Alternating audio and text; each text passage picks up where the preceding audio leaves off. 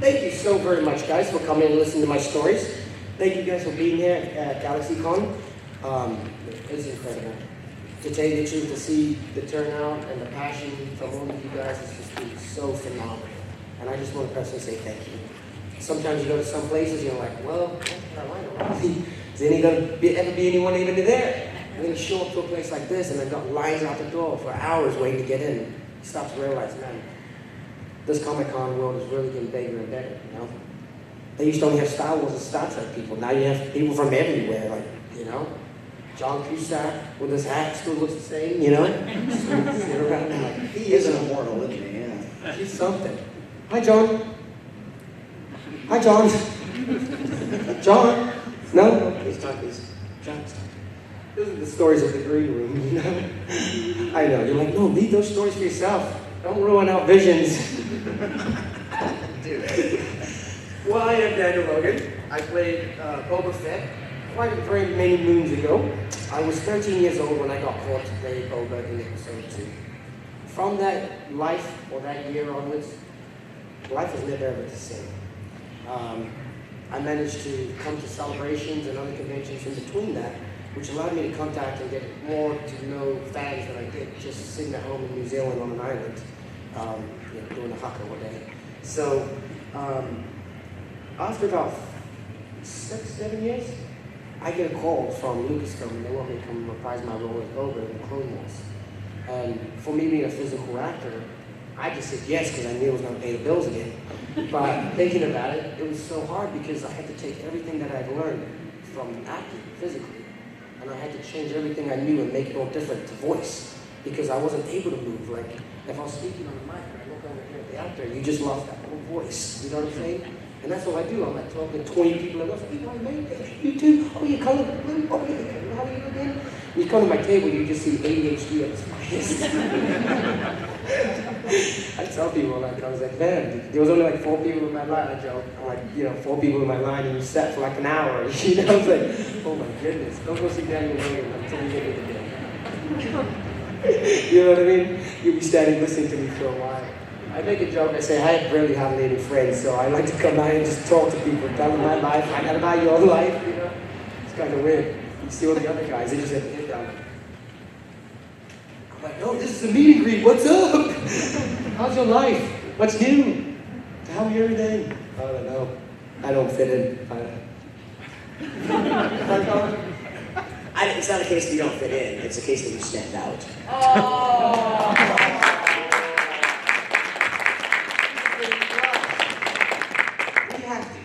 Being part of this world in Star Wars, it was a blessing. My mom raised 6 kids by herself.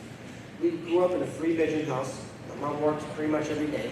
So I was raised by my brothers and sisters. So to even have that opportunity to think about something like acting or let alone Star Wars, it just wasn't in my, sight of seeing.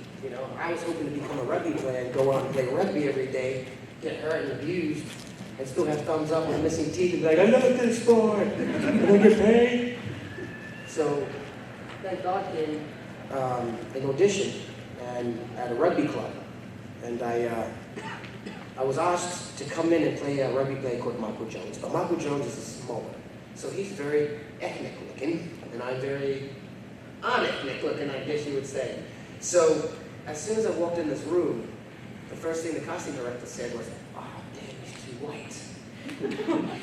What? Well, I guess I get this job. But so I started being how I am, this doesn't stop, not even at night time. And they really liked me, so they're like, can you read something else for us? So I was like, yeah, sure. They're like, well, not read, can you just dive into the ground as if you're like diving into mud? Well, yeah, sure. And I really knew I had to get a job, right? So I just dove headfirst in this concrete locker room, as if I got pushed into the mud, and you hear from my face, and then the casting director go, oh, that's exactly what we need. So I got myself my very first job by basically cussing myself into the ground. So I went along to the commercial, and I was just happy to get free lunches, the catering on these things was pretty awesome, so I was just so stoked to be having these nice meals and unlimited candy. So a lady came up to my mom, and remember, my mom still works hard and was like raising all these kids. But she was like, oh, hey, we really love your son, and I think I can get him more work. Do you think we could get him more work? And my mom's just seeing dollar signs raised like, cha-ching, yeah, he'd do anything. What do you want him to do? So I did like a milk commercial, a bread commercial, a plane commercial, a bank commercial. I was the commercial guy, you know, and that was kind of my evolution into acting. So it's like the standard, like, Mom, what's for dinner? You know, it's like, oh, you know, like sandwiches made with lovely, tasty wheat bread, stuff like that. Oh no, it was toast, but we had spaghetti on the toast. You know the can? Or like baked beans. You could have your choice. Which one do you want? Spaghetti or baked beans? You know? That was the real choices back in the day. You all got the same bread. There was only like 4 cans to choose from, you know? Yeah. So yeah, that was it. And me, I cut it in half, make it into little squares, you know, make it all fancy. Yeah. I tell you. But nothing's wrong with that. I mean, I still love it. I mean, I'm still eating for lunch some days, you know. Good old spaghetti on toast.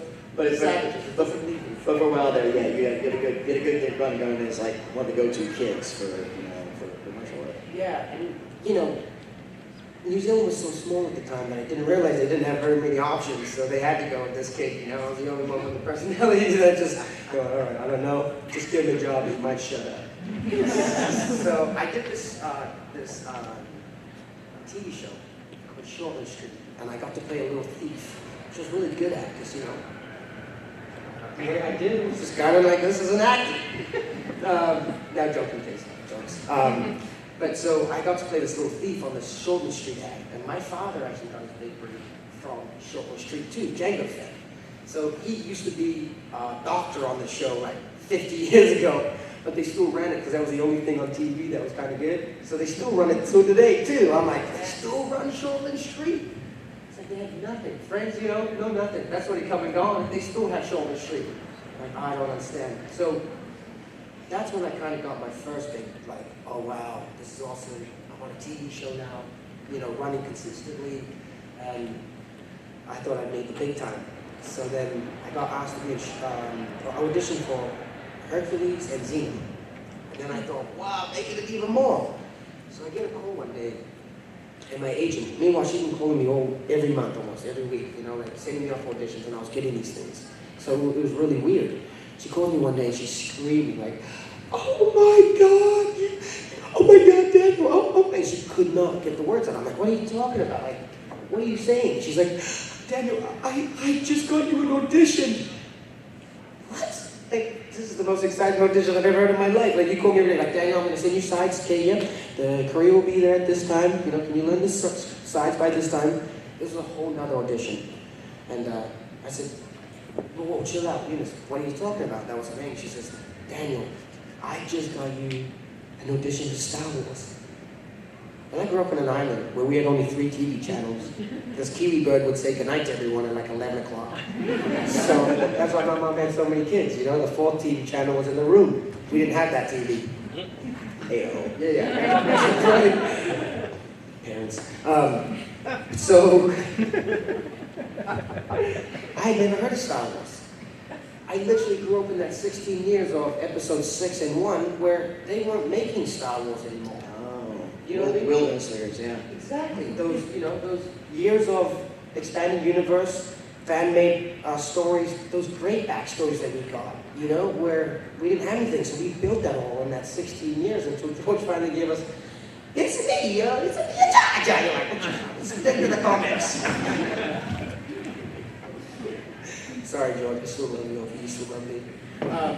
And then we got me and the rest, but it was funny because my agent had no faith in me. She was like, listen, Daniel, like, I'm so excited that you got this audition, but you're not gonna get this role. You know, like, this isn't the role for you, right? Like, you get everything, but you're not gonna get this. And she was like, but you don't understand. For a selling point, I'm gonna be able to forever sell you as the kid that auditioned to be the kid that was gonna be the kid in Star Wars. So that was gonna be the highlight of my life and career. Like, hey guys, do you know that Star Wars movie, that little kid? I auditioned to be him. I was going to be that kid, but I was going to work on a New Zealand haka instead. Too busy doing war dances in New Zealand, I didn't have time for Star Wars, sorry. So out of all those thousands of kids that auditioned for this movie, You can't imagine, there was one kid out of them all. I was like, have you heard of Star Wars? Yep. Have you heard of Star Wars? Yep. One kid. Are you sitting? Nope. What?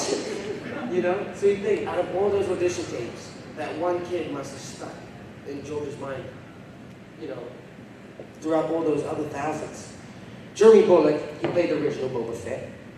He has a different way of looking at it.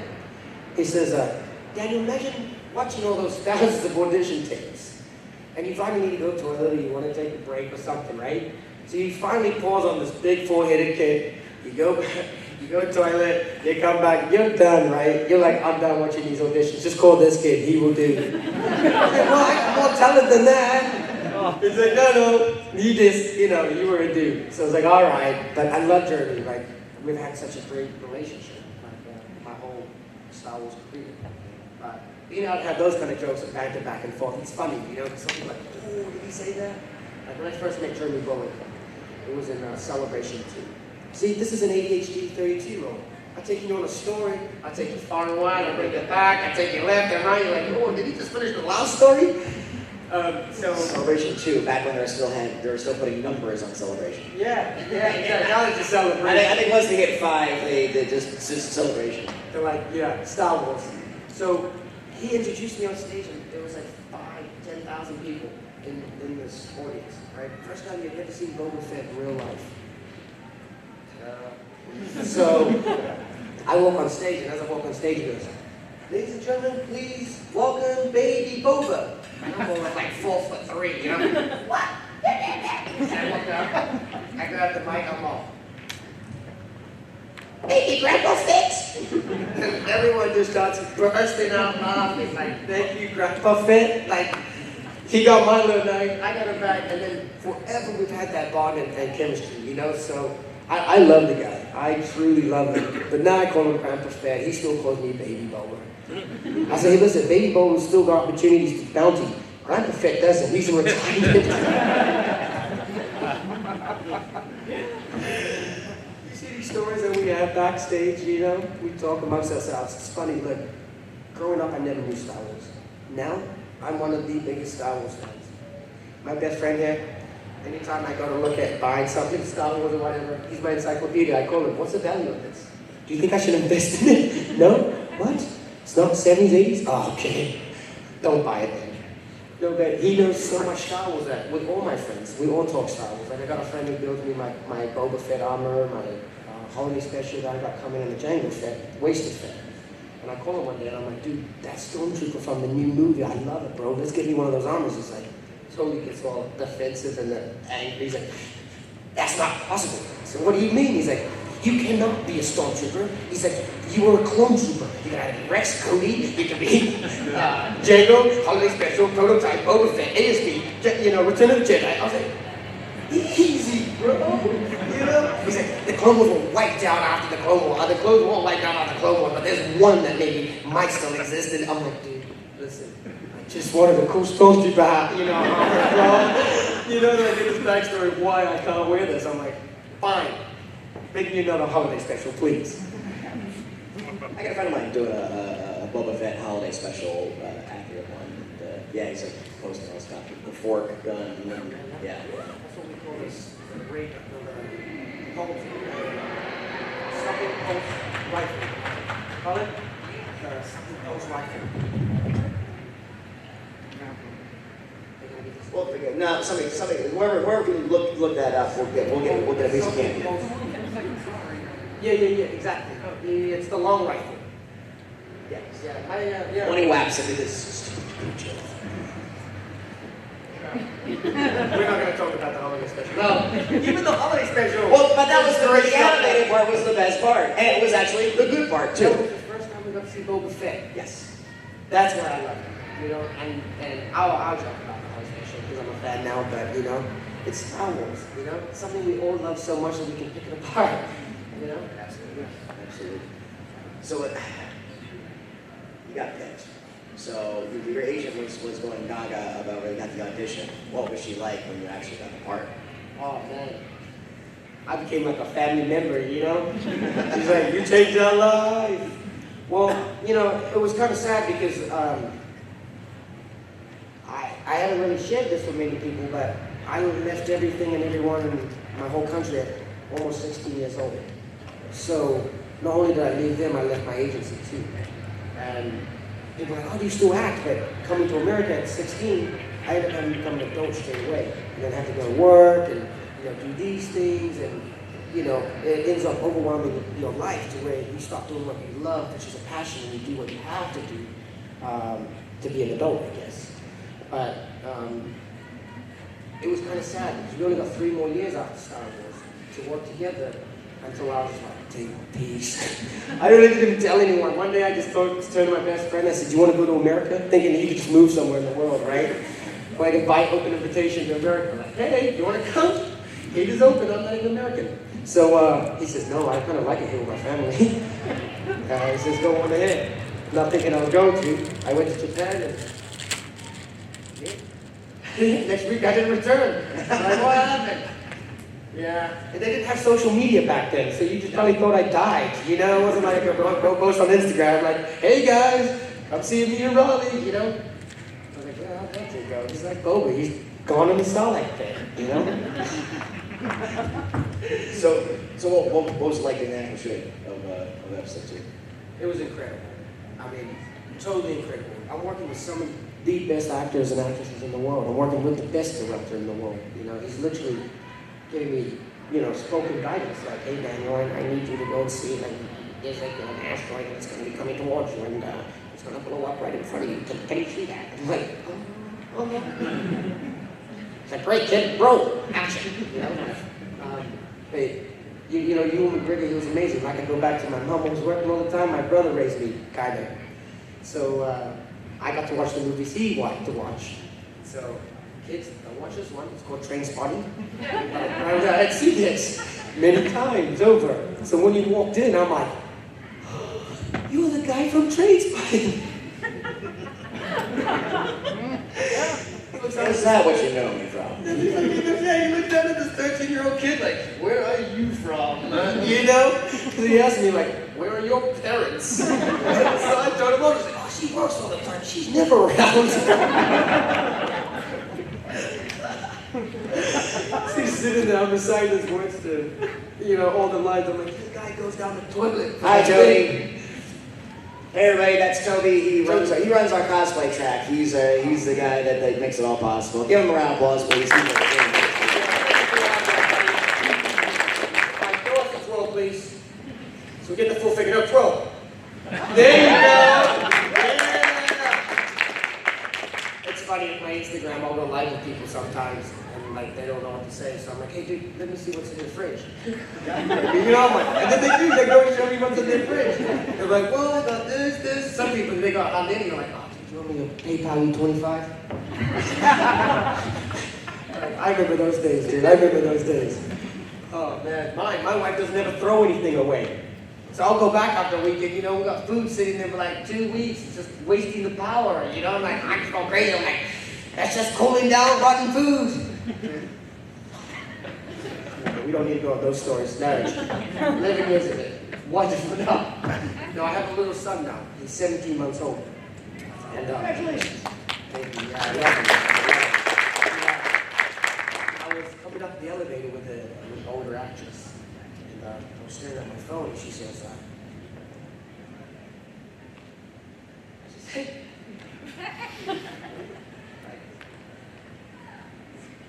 I can't say the full version, but it was kind of like, he's going to become a little bad boy in a couple of years, so get over it. And I went, what? I said, no, I feel how you felt when I saw people with little dogs, their little vests and stuff. I'm going to get over it. But now that I have my son, I totally feel anxiety, separation. I'm like, I wish I had a little dog to take around with me, So it's funny how you view things, but on the way up, yeah, she's like, he's going to be a teenager, he's going to be college. I'm like, thanks, hopefully you're not a psychic. Like, well, if you're saying, his father, it's not going to fall far from the tree. Well, he's already got my 5 head. So he just graduated, we got 5 heads in my family, I gotta put the hairline down so you don't see the full thing. But yeah, poor kid, I don't need a DNA test. I know he's mine, he's got the same forehead, That's like a family tree, passed down. Big of gat. They put him in the baby aquarium. Oh, that's my kid. Yeah, just look for the big kid. That's mine. It's funny because he can hold that head so well now that he's just like running. He's 17 months old. I'm like, this kid is crazy. He's like climbs up like these little log things that go to like playgrounds. I'm like, dude, 17 months. Like, I can't wait to live off my son when he gets older. Hey, payback, right, Colin? I did it for mine. You can do it for me. Holy moly. Do you guys have any questions? Yeah, oh, by the way, I found out what the weapon was. It's the Indian phase pulse rifle. Hey, pulse rifle. I knew it was something like that. Cheers, buddy. All right. You can forget the use of that. Famous candy. Yeah. What happened with the Star Wars Underworld series? Anything about like what was happening with that? It's like those answers, like questions I can't answer, right? Fall asleep. It's complicated. Yeah. Yeah, well, just Good answer. yeah, no, and really from what because I was very interested in it as well. It was a great concept, everything else. It's just not even George can get everything in one screen. You know, in spite of all the power he else too, and also with the changeover of ownership too, it was one of those things where, and as someone who recently was a Disney employee, I can tell you this much too, that Disney has an edge. Disney wants to create the kind of their own things about Star Wars, and they've done that, and a lot of it's been enjoyable, and it has sort of we're in a very unique situation right now among Star Wars fans because we have this changeover. But the nice thing is that Disney's coming around. Ask Timothy Zahn downstairs, the author. You know, because the expanded universe, you know, Thrawn, one of the best Star Wars characters that ever appeared in a movie, was decanified. But then a year ago, they gave him another novel and he's recanified again. So I think Underworld, the concept, I think right now it's in a sort of phantom zone. I think there's a possibility that it could be revisited. I think it could be revisited. But don't hold your breath. Yeah, with Mandalorian coming, I think it's going to be kind of catered for that kind of world. Not saying much. Yeah. Who's next? Scream it out. Spidey. Yeah, are you gonna do a cameo for Mandalorian? It's going to be a long conversation. It's going to be a long Q&A. All right, let me put this so let me do my job before you guys. Okay, unless it's been announced or anything like that. Okay, things like that. You could say, would you like to do a cameo in the Mandalorian? No, not at all. Okay, because if he did do one. And we haven't heard about it yet, there's no way in heck he would be allowed to say it. And I think that if he was, he'd be jumping all around right now and saying, episode 4 is going to be the best episode, and for reasons. And Luke Frigno will be in it. Just make up stories. so really, ask him about future stuff. And again, with Star Wars especially, the future is sewn up like crazy. So by all means, ask him about everything that's happened. But ask him about the future stuff. It's like, I'll tell you what, we got a lot of hands. So why don't we do this to be fair? Well, let's do a line. Yeah, that's cool. Just throw them out. Okay, Spider-Man. So what's your? I'm gonna change my question. Go ahead. Do you have a dream acting role you would like to do? You know, I'm very fascinated by how Johnny Depp has been able to create characters. When I watch his films, I don't watch Johnny Depp. I watch the character he becomes. So with Scissorhands to Jack, exactly. You know, anything. Even Sweeney Todd. He takes you to a character that you stop forgetting he's actually a human. And he transports you to another world. I've been doing acting classes since Star Wars. And for me now, I want to be able to show those type of roles, you know, where I'm not just Samuel Jackson in every role, you know what I mean? Like, he's in everything. Like, oh, there's Sam again. You know, where my favorite film from them is actually What's Eating Gilbert Grape. Being a young child actor, to be able to not only go to a place like that with Ani, you know, but they were brothers. I mean, when he was running down the street street with him, you would literally, the detail of Leonardo DiCaprio, running along the building, like we don't do that, but if you're highly, functioning in your brain, well, that's stimulation, you're getting the stimulant from it. But unless you're a really good actor, you don't know how to play that. You know what I mean? And most people either go too far or too less. Where on that movie, especially for kids, these guys did such an amazing job. Every time Ani went up the water tower, you're like, oh, he's up there again, and thinking for his brother's sake, like, how are you going to get your little brother down? And then I love the end with the mom. I don't know if you guys seen it, but watch it. It's my favorite film. Yes.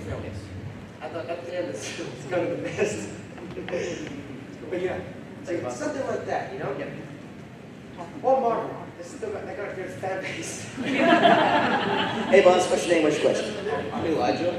Hi, Elijah. And I was wondering, like when you're on set, was it mainly like blue screen, or did you have like physical sets to work with? And if it was blue screen, what's that? Great question. So they had built some of the sets. My apartment was built. That whole thing, the corridors, that was built. So I actually had an apartment. They just had taken some walls off. And then when the door shut, there was a guy underneath with rope that would just pull. Like if you see one of the cut scenes, they're like, all right, Daniel, back to, first scene or whatever. So I go to walk through the door, and the guy's in there, and he starts shutting the door, and I'm like, like he starts to get the door. And they're like, and because he can't see anything, they're like, hey, undo it. So I'm like literally for a second, like, and then I go through. But most people don't realize. The reason why we work with two colors, blue and green, is they're the easiest special effects over, right? The two most neutral colors. But if you're wearing blue, you can't work with blue. You have to work against green. So because I was always in blue, I never really worked with the blue screen. I only ever got to work green screen. So it was like this puke green color, like very bad for the eye. But for me as a little kid, I was 13 years old and I was able to use my imagination, and it ran wild, right? So when George was like, Daniel, there's a light over there, and it's blowing up and smoke rising to the sky, and can you see that? And I'm all,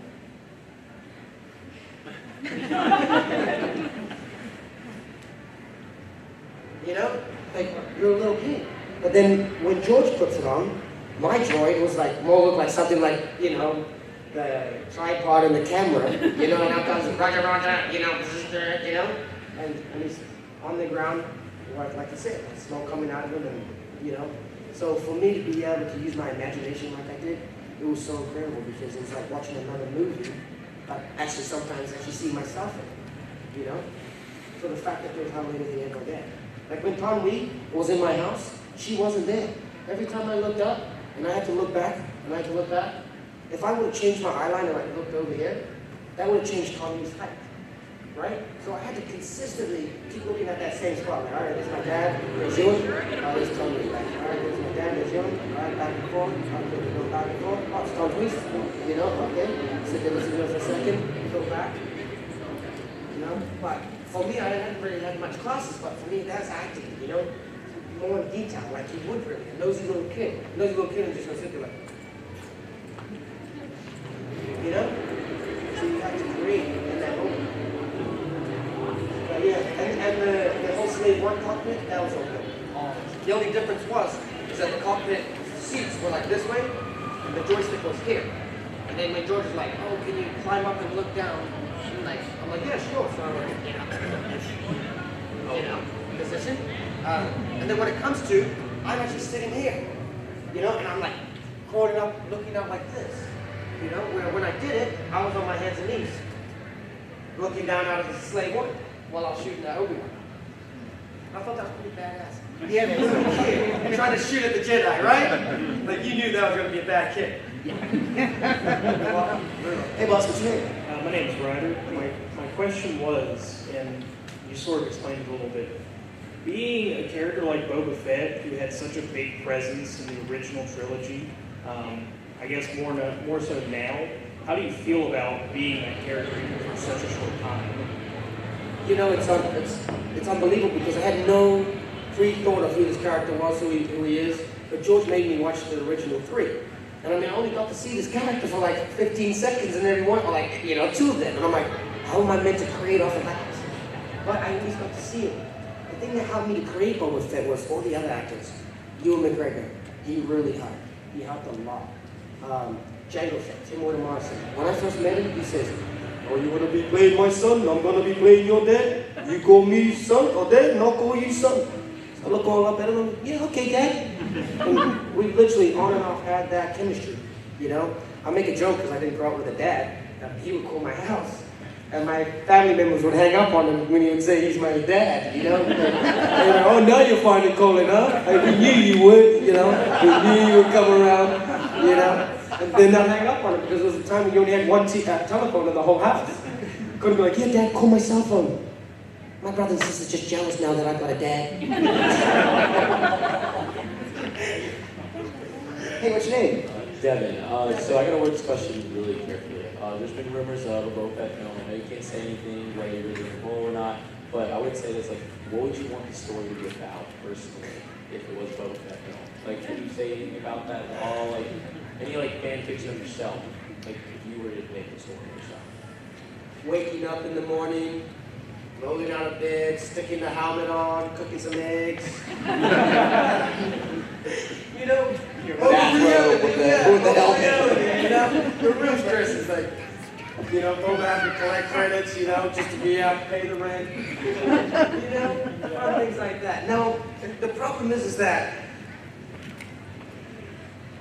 I've been told too much, so what I've been told is I love, so I can't recreate it for you guys, right? That's the hard part. So there's so much I want to see, but there's talks of it, and what the talks of what they want to do, it's beautiful. But it's just not when they fit into the world and where to fit them in and how to fit them in like that. You know, and timing really. But Stay tuned. yeah, stay tuned. Yeah, that's all I can say is stop. I like want to scratch myself right now. What's your name? My name's Julian, and I was wondering if you had any favorite scene that you put in. Yep. My most favorite scene was when my father gets his head chopped off. It was the end of the movie for me. Alright, now we need to watch the rest. It's done, we're done. We're good. No, the reason why I love that part of the film so much is that George Lucas is such an awesome director that he doesn't tell you all the secrets. He keeps some secrets hidden for you to be able to watch and enjoy it. So when I did that scene, I didn't know what I was doing with the helmet. He literally caught me out of the wardrobe room and was like, "Oh no, keep everything on real quick. I got one last scene for you to do." He brings me into this huge studio. He grabs the Django Fett helmet on the way out. He hands it to me. Oh no, actually he does this.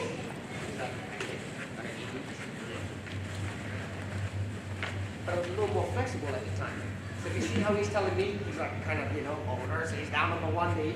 I don't know why, but I go down on two like I'm taking a squat. Like, you know, it was just comfortable for me like that. I'm like, I don't know. Then when I went to go watch it at the premiere, then came this away scene. And all of a sudden, Mace Windu is fighting my father. And my father is really terrible at shooting. No, he's not bad. Mace Windu is just that good. Yeah, sorry, Mace Windu is too good. So, as he's like this, he goes, "Phew!" And everyone goes, "Oh!" And I go, "Yeah!"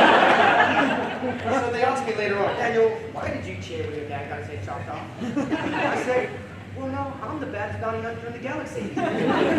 So I was hoping episode 3 was going to be me doing my bounties. I didn't need Django Fett. He would have told me everything I needed. But unfortunately, someone didn't want to be killed by a punk kid, and I just happened to be the punk kid. Good question. That work for you? Cool. Hey, boss, what's your name?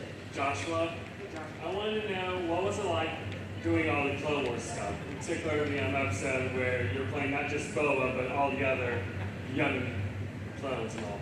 Yeah, that was so hard because not only do I have one character to bring to life, I have all these other characters I have to bring to life and make them all different but kind of sound the same. So, not being very talented in the voice acting starting off, I was making up all these weird voices. Dave's just like, "You know what, we'll just leave it to D, okay?" No, so I started creating more and more as I got comfortable through the years of being on the show. But the Clone Wars was awesome because Boba Fett finally started to do what we always wanted to see him do, bounty. You know, he started to meet up with the other bounty hunters. He started to, you know, become that little kid that we all now start to understand why and who he became.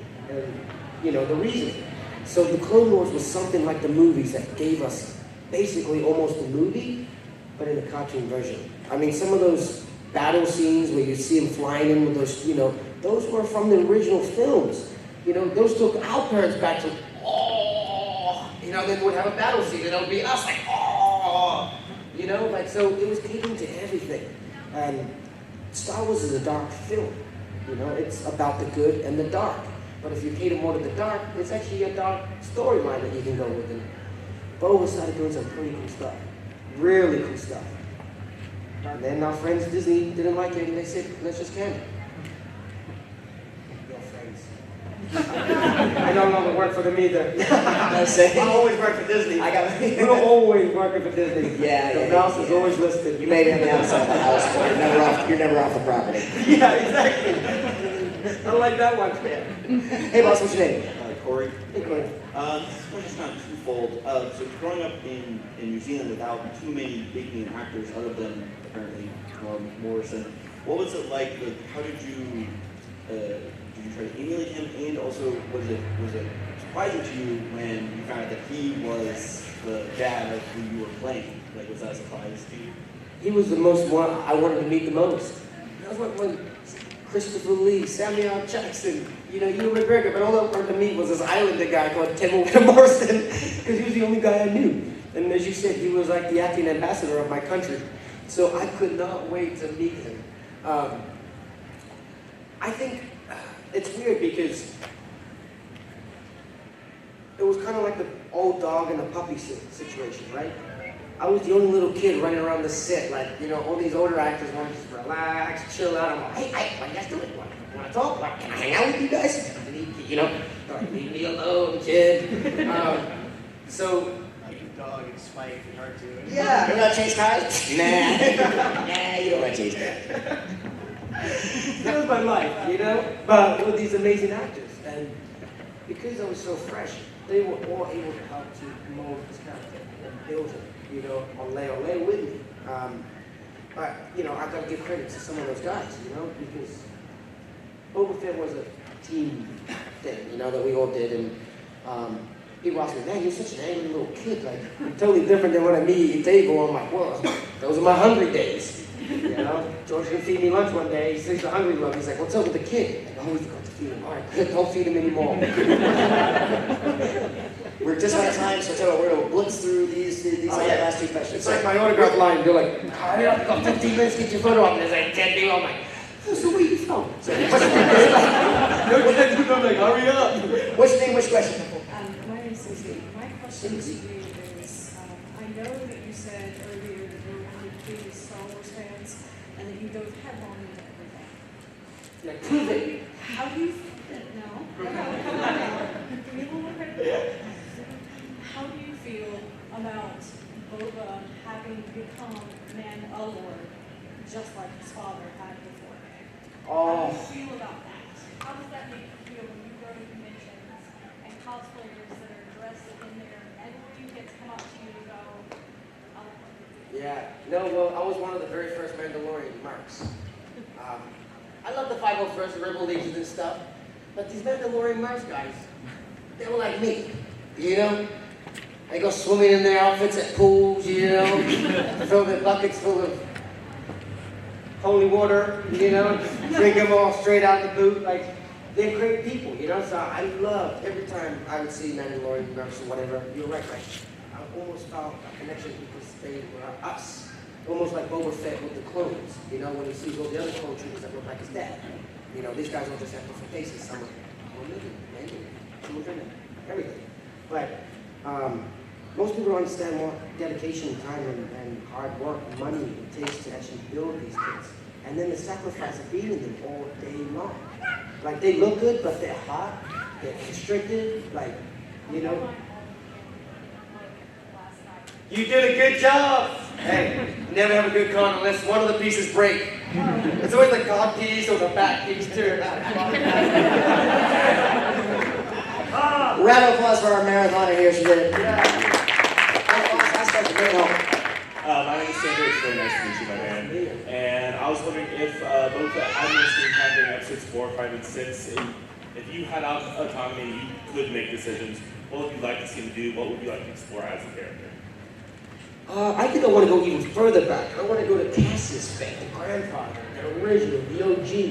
You know, and then you can build so much more based upon that. Because you got to remember now, with the Mandalore TV show coming out, there's so much more they're going to explore now, and those stories that could possibly have Boba and Jango. So you never know. You know, you never know. We could explore maybe, hopefully in the future. For now, I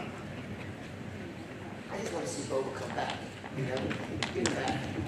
Well, you guys think He's a wise man. I'd like to know what kind of social media outlets you have that I can follow you on. You know, it's funny. Yesterday I just did a Facebook one. I'm like, I think it's Daniel _ I'm always on Instagram. I love Instagram, and then it automatically goes to my Facebook. So people, I gotta go back and forth. But Insta Daniel Logan, if you want to follow me and my crazy life.